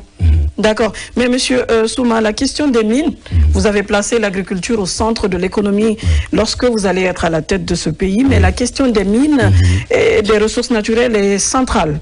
Et parce que la Guinée est dotée de plein de ressources. Qu'est-ce que vous allez proposer aux Guinéens en termes pour changer la façon dont on gère nos mines? On parle de bauxite, on parle de fer, on parle de l'or. Pour vous, comment est-ce que le Guinéen pourrait bénéficier davantage de ces ressources? Est-ce qu'à votre arrivée, vous allez renégocier certains contrats? Tout à fait. Tout à fait. Nous allons renégocier les conventions minières et les contrats miniers, certains contrats miniers et certaines conventions minières, dans la mesure où Dieu nous a aidés et nous a dotés de ressources naturelles. De fait d'avoir même les mines, c'est-à-dire sur le plan de la réserve bauxitique mondiale, la Guinée occupe le premier rang. Le fait d'avoir ça c'est une recherche. Vous comprenez? Donc si nous voulons partir en négociation avec n'importe quel investisseur, d'abord, d'emblée, on dit nous partons déjà avec 15%. C'est-à-dire les 15% pour nous. Pour tous les projets. Non, pas tout. C'est le début de négociation. Voilà, c'est le début. Nous, on vient en main. Comme l'investissement, il y a des apports. Bien sûr. Nous, on vient en termes d'apport. D'abord, nous avons nos mines. Comme c'est chez nous. Comme c'est chez nous, nous avons nos terres. Voilà, c'est nos terres. Nous avons ça d'abord. D'accord, c'est déjà 15% donné. Voilà, la négociation commencera au-delà de 15%. D'accord. Ça, c'est pour tous les contrats miniers? Oui. Et vous serez prêt à mettre sur la table de l'argent, bien sûr? Mais tout à fait. Ou bien vous allez vous contenter de revendiquer l'argent les déjà, terres et les mines? L'argent déjà. Le fait de les avoir, voilà, déjà, nous allons mettre l'argent. D'accord. Est-ce que vous comprenez? Mais En amont, nous avons 15%. Ces 15%-là, nous allons commencer la négociation au-delà de ces 15% avec nos partenaires. Ça veut dire que nous allons ramener, si le contrat global est les 100%, peut-être que nous allons avoir 50-50.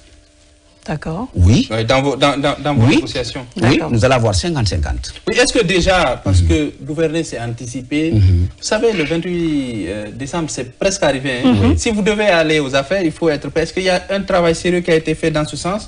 Ou c'est comme tous les partis qui passent, oui, on va faire ceci, on va faire cela, mais sur aucune base? Est-ce que déjà, vous avez une idée claire? Telle entreprise, vous avez fait vos enquêtes, vous savez ce qu'il faut? Ou le secteur minier en général, vous avez déjà votre idée sur comment il doit marcher? Déjà, nous avons répertorié, nous avons toute la statistique des entreprises qui évoluent dans le secteur minier, dans le secteur minier de la République de Guinée, qui fonctionnent, qui sont opérationnels ou qui ne sont pas opérationnels. On le sait, nous avons toute la statistique. Ça, c'est bien. Tout ce qui se passe en termes de gouvernance aujourd'hui, nous avons tout ça avec nous. Et vous n'êtes pas d'accord avec plusieurs contrats? Oui, oui, tout à fait, tout à fait. Je ne veux pas rentrer trop dans les détails, parce que, mais nous sommes d'accord, hein, nous sommes prêts au soir du 28 décembre 2025, voilà, quand nous serons élus président de la République de Guinée, nous avons toute la situation en main afin de gouverner ce pays et pour que les Guinéens puissent avoir le bonheur. D'accord. On va aller rapidement à d'autres secteurs pour permettre d'aborder ces questions également, Alpha. Oui, sur la question de la santé, on parlera d'éducation et autres aussi.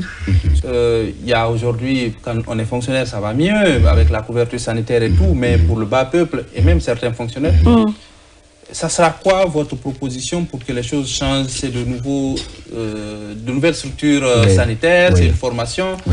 Écoutez, les scandales ne finissent pas dans nos hôpitaux où les gens arrivent, ils n'ont pas les moyens de se soigner.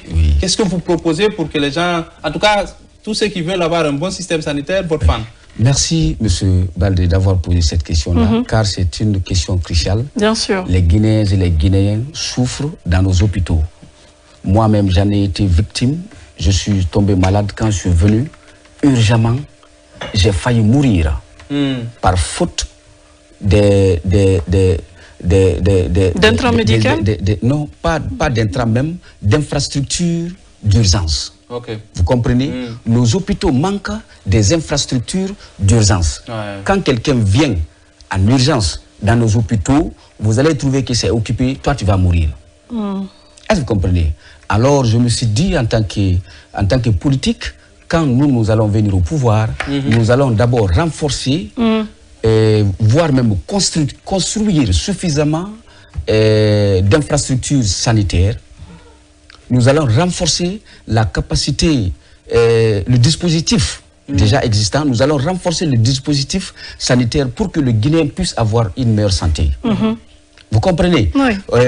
Par exemple, quand on prend aujourd'hui, vous avez parlé de la question de la prise en charge, mais il y a la plus grande frange n'est pas abordée. Hein? Et le citoyen lambda qui est laissé pour compte. On donne 80%. Par exemple, ça, ce sont les fonctionnaires d'État et ceux du secteur privé. Et le citoyen lambda. Ils sont plus nombreux. Ils sont les plus nombreux. Et qu'est-ce que vous... Nous, voilà, à ce niveau, nous allons leur donner une couverture sanitaire. En quoi faisant? En créant... Tous les Guinéens? Oui, en créant des services de référence. Nous allons créer des services de référence.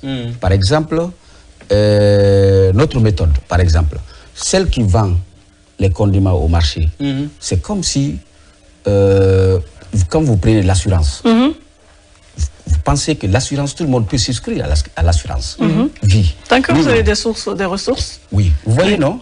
Donc nous, la bonne maman qui vend au marché, elle a un revenu, quel que soit. Vous comprenez?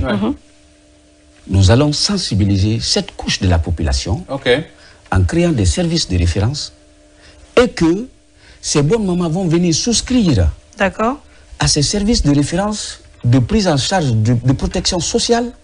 Il ne serait-ce que par exemple 50 000 francs que vous allez déposer. Est-ce que vous comprenez?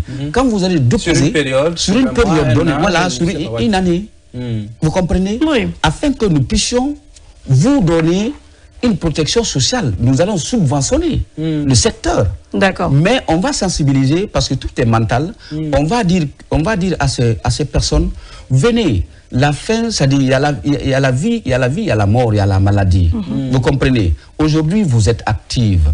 Vous êtes actif, par exemple. Vous comprenez? Vous montez, vous descendez parce que vous êtes en bonne santé. Quand vous serez tombé malade, quelle sera votre prise en charge? Donc, ce qui est important, c'est d'aller vers ces personnes-là, les sensibiliser, de leur retraite, de leur fin, pour qu'ils puissent prendre des dispositions par rapport à ça. Sinon, il va mourir misérablement. D'accord. Donc, nous, on va créer ces services de référence afin de donner la protection sociale à cette population, à cette partie de la population. D'accord. Oui. Sur les hôpitaux, l'offre de soins en termes de construction des infrastructures. Vous savez, on dit souvent il y a le modèle américain, il y a le modèle français, il n'y a pas encore le modèle On va aller au modèle guinéen avec... mais ça sera quoi votre modèle en termes d'offre de soins au-delà de ces prises en charge et tout, quand on arrive parfois, les médecins l'accueillent et tout ça? Bon, nous, on ne peut pas se baser sur une référence sur un modèle. Est-ce que vous comprenez? Nous, notre préoccupation, c'est la meilleure santé des Guinéens. Nous allons coopérer avec des pays où la médecine est développée. Pour que chez nous, nous puissions l'adapter et puis donner une meilleure santé aux Guinéens. D'accord. Voilà, nous, on ne peut pas dire, voici le modèle français, voici le modèle américain. Non.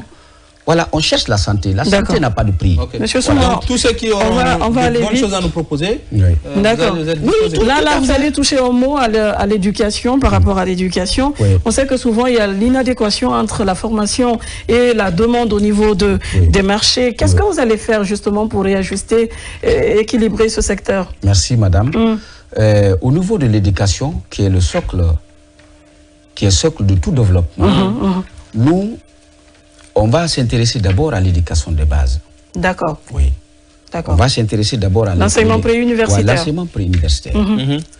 Vous savez, la performance de notre système éducatif est corollaire à l'implication directe des parents dans l'éducation des enfants. D'accord. Voilà, les 4 piliers de l'éducation, y compris les parents, parce que les gens pensent que le parent ne joue pas un rôle prépondérant dans l'éducation de l'enfant. Quand l'éducation de base, tous les pays qui sont développés ou qui ont un système éducatif performant, c'est parce que les parents sont là. Donc nous allons faire en sorte que l'éducation de base soit réellement qualifiée et au niveau de l'université, au niveau supérieur, l'emploi, c'est-à-dire la formation, l'emploi. La formation, l'emploi. Vous savez, les gens ont oublié dans ce pays. Bon, bien sûr qu'il y a l'implication, il y a l'amplification des dépenses publiques où la population a augmenté, vous comprenez. Mais à l'époque, le premier régime, quand tu finis, c'est-à-dire tu es en train d'étudier. Quand tu finis, voici ton travail. Est-ce que vous comprenez? C'est-à-dire la formation est adaptée directement au marché de l'emploi, aux besoins du marché. Donc nous allons faire, on va réduire, comme je l'ai dit, le chômage en République de Guinée est une bombe en retardement. Plusieurs le disent, plusieurs personnes le disent. Vous comprenez? Donc nous allons faire en sorte que les sortants d'université, qui soient tous en formation... Mais est-ce qu'on doit s'attendre à la suppression de beaucoup de disciplines avec vous dans l'avenir? Mais tout à fait. Qui semble le plus correct en réalité? Tout à fait. D'accord. Tout à fait. Ok. Il y a des disciplines qu'on enseigne qui n'ont pas de sens. Oui, qui ne peut pas nous développer. C'est rien que des théories. D'accord. Voilà. Tout le monde veut être dans un bureau. Oui, mais on va aller rapidement. Alpha, on est pris par le temps. Sur d'autres axes, par exemple, sur la scène internationale, comment vous allez redéfinir la place de la Guinée et avoir une meilleure visibilité et attirer les investisseurs? Merci encore une fois. Sur le plan international, la Guinée, vous le savez, la Guinée était le phare de l'Afrique. Ah oui, sur le plan international, la Guinée était le phare de l'Afrique. L'accession des pays africains à l'indépendance, la Guinée a joué beaucoup de partitions. Donc ça veut dire que la Guinée était écoutée sur le plan international. Vous comprenez? Mais aujourd'hui, quand tu prends toutes les institutions aujourd'hui africaines, il est rare de voir même les Guinéens au sein d'une institution. Tu vas te demander, est-ce qu'il y a des intellectuels dans ce pays-là? Et pourtant, les fondements de l'Union africaine c'est les Guinéens. C'est les Guinéens qui ont fondé d'ailleurs l'OUA, les institutions africaines. Oui. Alors pourquoi ce recul? Mais qu'est-ce que vous allez faire pour changer cela? Qu'est-ce que nous allons apporter à cela? D'abord, nous allons appuyer nos compatriotes qui souhaiteraient appartenir à une institution internationale. Oui, nous allons les appuyer sérieusement. Nous allons faire en sorte que la place que la Guinée avait avant, la place de la Guinée datant, que cette place-là nous revienne en faisant la promotion de nos compatriotes qui ont le niveau requis pour pouvoir être au sein d'une institution internationale et représenter la Guinée. Ok, d'accord. Ouais. Oui, moi je voulais qu'on revienne un peu, vous allez accepter, sur le secteur éducatif. Aujourd'hui, on voit il y a plus ou moins d'efforts un peu dans tous les secteurs. Est-ce que vous allez commencer par quoi? Ça sera là-bas. C'est bien de changer quelques disciplines, le modèle, mais en termes de refondation réelle, parce que quand on prend le niveau de l'élève guinéen comparé à un élève togolais, par exemple, je dis n'importe quoi, mais généralement, ce n'est pas fameux chez nous, même si on a quelques lumières. Qu'est-ce que vous ferez concrètement? Ça sera de là-haut, du sommet vers le bas, ou vous allez chercher à refonder les racines jusqu'à... Qu'est-ce qui est là qu'on pourrait changer concrètement? Oui, ça se fait actuellement. Il ne faudrait plus qu'on fasse comme ça. On doit faire d'une telle autre manière. D'abord, c'est d'améliorer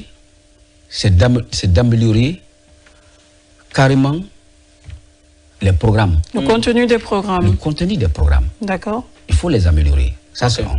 L'adapter à la réalité actuelle.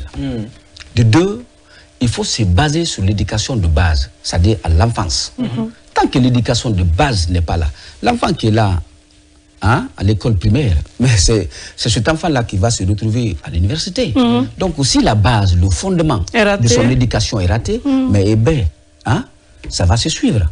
Donc nous, c'est pour cela, nous allons nous focaliser sur la formation des enfants, l'éducation de base, qu'un enfant de la première année puisse s'exprimer en français, qu'un enfant de l'école primaire puisse parler la langue officielle de la Guinée. Est-ce que vous comprenez?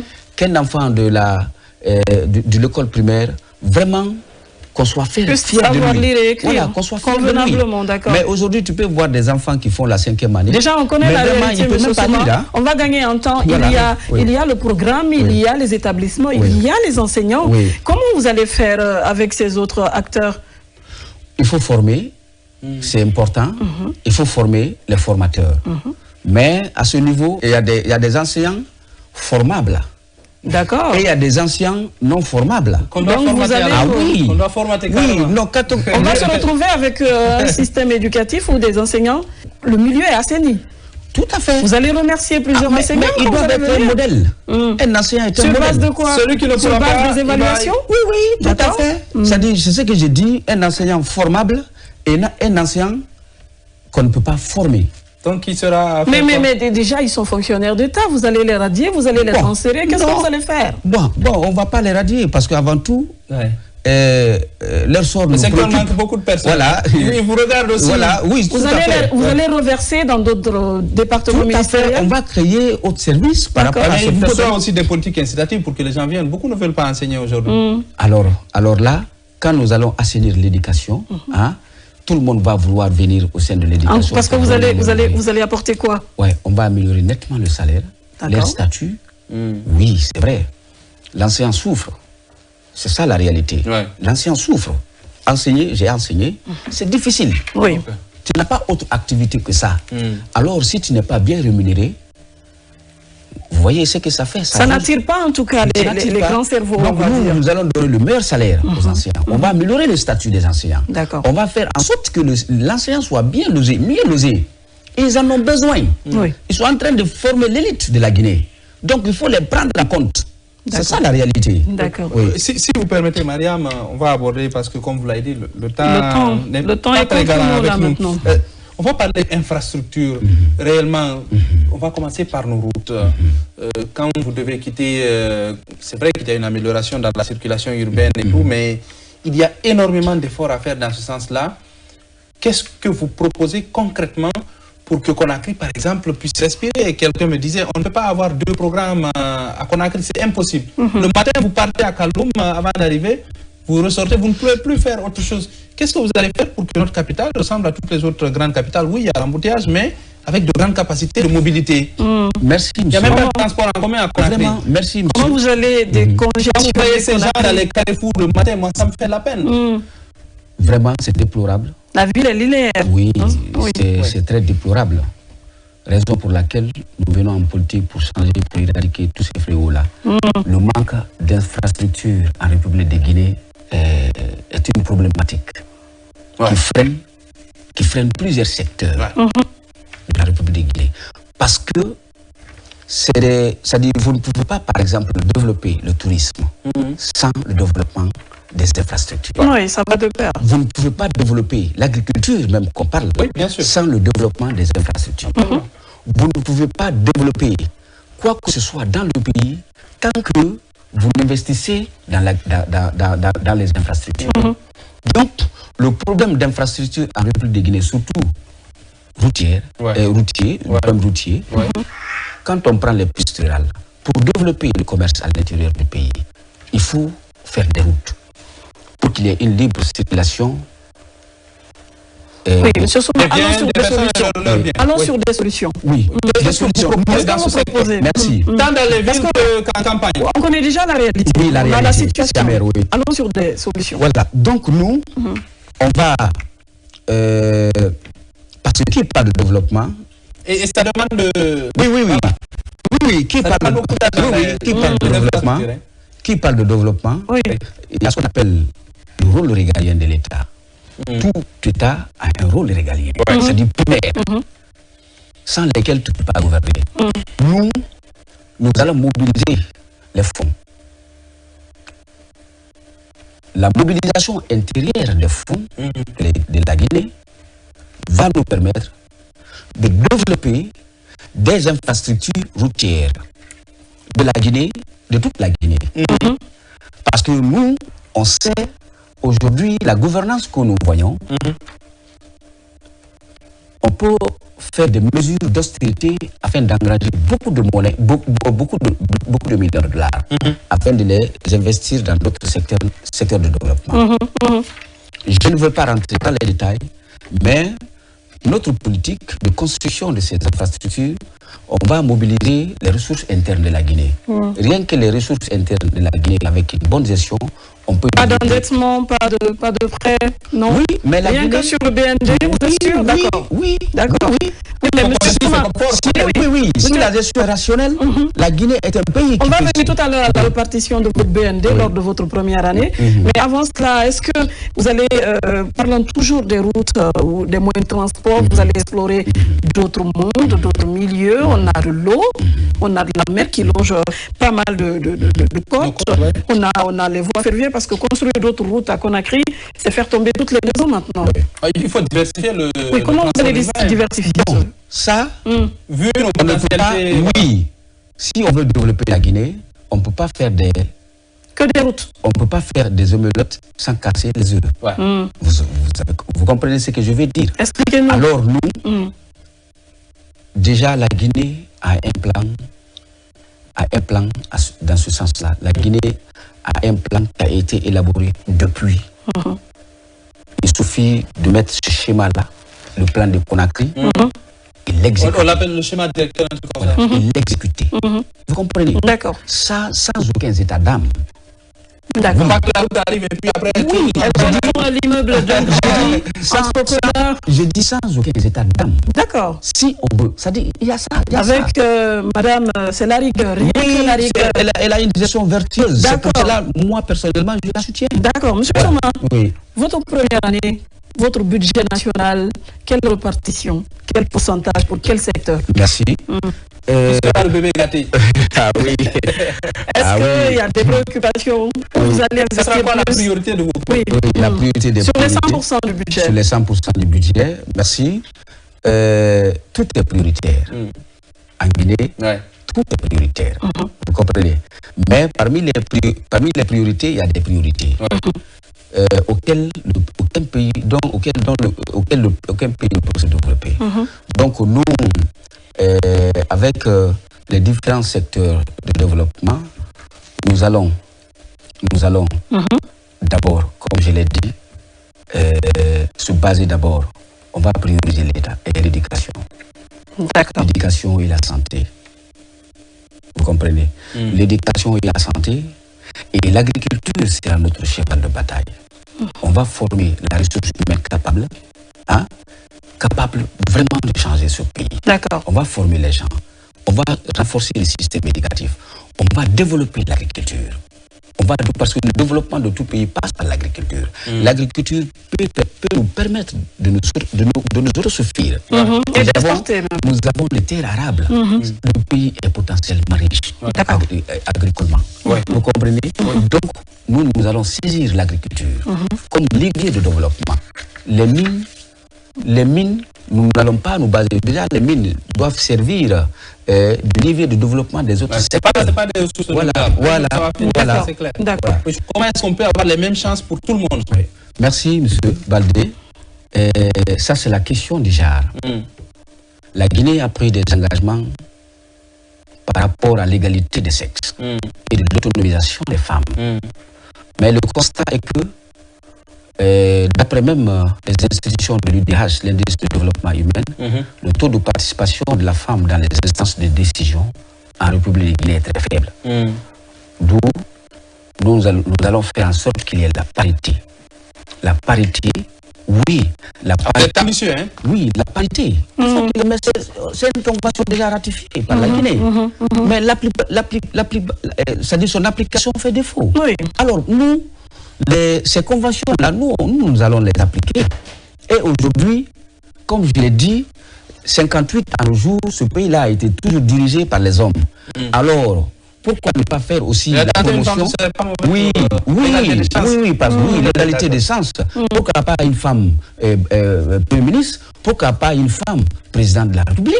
Alors, nous allons respecter tous ces engagements que la Guinée a pris dans les institutions internationales en termes de parité, en termes d'égalité entre les sexes. D'accord. Notre programme par rapport à la jeunesse, c'est de donner l'emploi à la jeunesse guinéenne. La jeunesse guinéenne aujourd'hui est déboussolée, désemparée. Il y a des gens, ils ne savent même pas que faire. Raison pour lesquelles d'autres se donnent la mort pour aller dans les Méditerranées afin de trouver le bonheur. Tu vas voir ce jeune-là qui a fini l'université pendant des années, 10 ans, il n'a même pas eu son premier emploi. C'est grave pour un pays comme la Guinée. Vous comprenez? Donc, la préoccupation des jeunes sont au cœur de notre gouvernance. Nous allons faire en sorte que les jeunes soient formés, les jeunes soient, c'est-à-dire l'employabilité des jeunes, c'est-à-dire la formation et l'emploi soit corrélaire. C'est-à-dire, tu es formé, tu as l'emploi. Tu es formé, tu as l'emploi. Et puis, d'autres jeunes qui n'ont pas eu la chance d'étudier les corps de métier. Les formations techniques. Merci. La formation technique, on va leur donner une formation professionnelle technique. D'accord. Plus avancée. Je ne dis pas que ça n'existe pas. Plus appropriée aux besoins. D'accord. Donc la préoccupation des jeunes, je suis jeune, nous faisons en sorte que les jeunes vraiment puissent avoir le courage de vivre chez eux. D'accord. Voilà. Donc, mesdames téléspectateurs, si vous nous rejoignez, nous sommes dans votre émission spéciale Face aux électeurs. On est avec M. Bangali Souma. Il représente le parti fan de Dr Makale. Non, Radia Makale. Pardon, Radia Makale, Camara. Donc, un dernier mot avant que nous regarde, les téléspectateurs, les Guinéens. On les yeux rivés sur vous, M. Souma. Peut-être que vous allez regarder cette caméra-là, qui est derrière moi, pour leur dire pourquoi est-ce qu'ils devraient se mobiliser le 28 décembre pour voter le parti fan. Voilà. Et puis on va, je crois, terminer avec... Oui, les Guinéens dans l'Isoire, le 28 décembre. Qu'est-ce qu'ils doivent retenir et voter pour vous? Merci. Chers concitoyennes, chers concitoyennes, le moment est arrivé pour vous de choisir le candidat ou la candidate qui va vous mener au soir du 28 décembre 2025. Je lance alors à cet effet un appel au peuple de Guinée. Ce choix ne doit pas être basé sur l'ethnie. Ce choix ne doit pas être basé sur la religion. Ce choix ne doit pas être basé sur une autre quelconque considération. Ce choix doit être basé sur la personne capable de vous mener, qui a une probité morale, qui a une gestion vertueuse, qui a un projet de société pour la Guinée, pour que les Guinéens puissent sortir de l'ornière.